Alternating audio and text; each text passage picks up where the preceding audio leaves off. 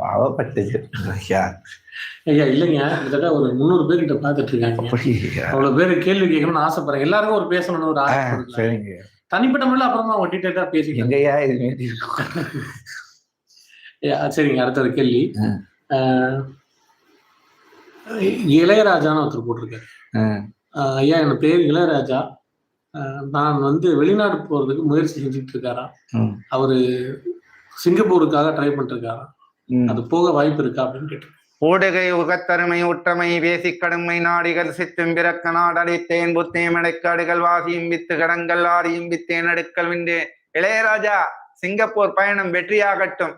உள் அடங்க உபதாசி திரும்பே அகத்தரும்பு தேவதைகள் கொண்டு உகலி நாடி நீ சிங்கப்பூர் பயணம் செய்வாயப்பா.